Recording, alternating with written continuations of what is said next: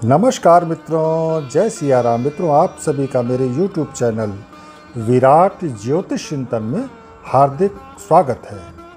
मित्रों, कल मैंने एक वीडियो प्रेषित किया था पितृपक्ष के ऊपर।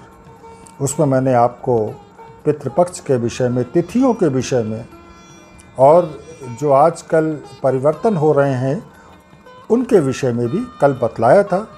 आप सभी को मालूम है कि 20 सितंबर से लेकर 6 अक्टूबर तक पितृपक्ष रहेंगे, यानी कृष्ण पक्ष, आश्विन कृष्ण पक्ष की अमावस्या को पितृपक्ष समाप्त होंगे। पितृपक्ष को श्राद्ध पक्ष या कनागत भी कहते हैं, और कनागत का अर्थ कन्यार्क गत, यानी अर्क यानी सूर्य का कन्या राशि में जाना। तो इसका मतलब यह है कि श्राद्ध पक्ष में सूर्य कन्या राशि में होते हैं। खैर, आज मैं पितृपक्ष के ज्योतिषीय महत्व की बात करूंगा और आप लोगों को बतलाऊंगा पितृदोष के विषय में। ये आप सभी इससे अवगत होंगे, जानते ही होंगे कि पितृदोष क्या होता है कुंडली में, और ज्योतिषी आपको बतलाते होंगे। तो आज मैं उसी की बात करूंगा। देखिए, कई कुंडलियां मैंने देखी जिसमें पितृदोष होता है, और पितृदोष के लक्षण क्या होते हैं पहले आप ये समझें। कोई भी पितृदोष युक्त कुंडली वाला जातक नाना प्रकार की परेशानियों से ग्रस्त रहता है। पितृदोष घर को पनपने नहीं देता, घर को कई प्रकार की समस्याओं से ग्रस्त रखता है। घर में सुख समृद्धि नहीं आती, कुछ विशेष तरह की समस्याएं या रोग आदि लगे ही रहते हैं। घर में अशांति का वातावरण रहता है, कोई काम नहीं बनता या काम बनते बनते रह जाते हैं। मेहनत खूब करते हैं लेकिन मेहनत के हिसाब से सफलता नहीं मिलती, खुशहाली रूठ सी जाती है।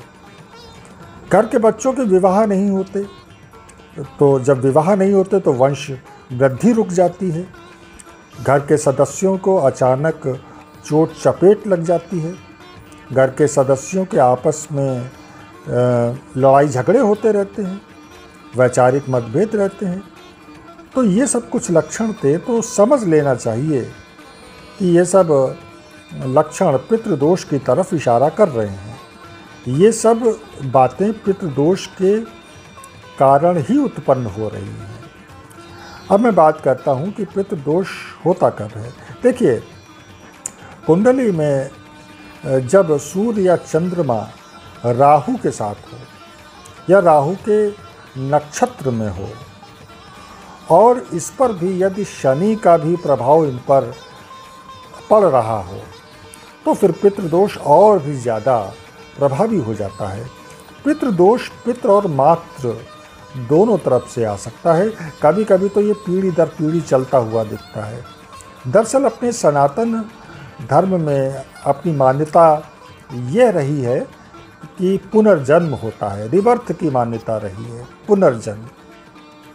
और कई बार ये मान्यता ही नहीं, कई बार वैज्ञानिकों ने इसे प्रूव भी किया है, सिद्ध किया है कि पुनर्जन्म होता है। अक्सर तो कुटुंब के लोग ही पुनः जन्म लेकर कुटुंब में आते हैं, और यदि कहीं अन्य भी जन्म लेते हैं तो भी वह अपने पूर्व के कुटुंब से जुड़ाव अवश्य रखते हैं। पितृदोष ये बताता है कि किन्हीं कारणों से पितर अप्रसन्न है। पूर्वजों के द्वारा किए गए कुछ ऐसे कार्य हुए जिनके कुप्रभाव या कुफल आगे की पीढ़ियों में ट्रांसफ़र होते जा रहे हैं। कुछ लोग यहाँ ये भी तर्क दे सकते हैं कि किसी के गलत कार्यों के दंड अगली पीढ़ी क्यों भुगते।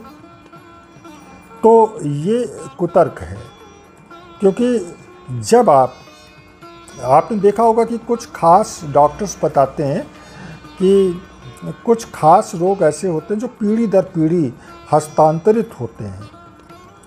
तो वहाँ भी देखिए पीढ़ी दर पीढ़ी आगे बढ़ते रहते हैं, कुछ ऐसे रोग होते हैं। और फिर मैं एक बात और भी कहता हूँ कि जब आप पूर्वजों की धन संपदा, उनकी प्रॉपर्टी लेते हैं, जब उसके अधिकारी आप होते हैं तो उनके किए गए कुकृत्यों के भी भागीदार आप ही होंगे।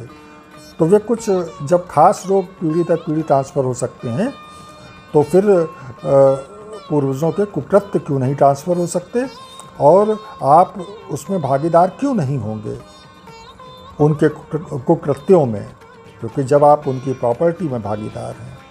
तो ये सब कुतर्क हैं और सीधी सी बात है कि पूर्वजों के द्वारा कुछ ऐसे कार्य हुए जो जिनके कुफल आगे की पीढ़ियों में ट्रांसफ़र हो रहे हैं और आगे की पीढ़ियों को उन्हें संभालना होगा।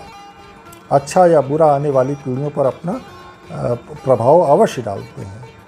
आप एक बात और भी याद करें, भागीरथी के पूर्वजों के कुकृत्यों को भागीरथी ने गंगा जी को इस धरा पर लाकर धोया था। उनके भी पितर अतृप्त थे। इसलिए मैं आज के युवाओं को, बल्कि सभी लोगों को ये कहता हूँ कि अपने जीवित माता पिता बुज़ुर्गों का सम्मान अवश्य करना चाहिए। उनके जीते जी उनकी सेवा करनी चाहिए, वरना आपके यही कुकृत्य अगले जन्मों में आपके लिए पितृदोष साबित होंगे। आपको इनका फल भुगतना पड़ेगा पितृदोष के रूप में। तो मित्रों, आज के इस वीडियो में इतना ही मैं बताऊंगा और कल के वीडियो में मैं प्रयास करूंगा एक वीडियो बना करके कि पितृदोष को दूर कैसे किया जाए। तो मिलते हैं फिर कल के वीडियो में। तब तक आप सभी को जय जय सिया राम, नमस्कार।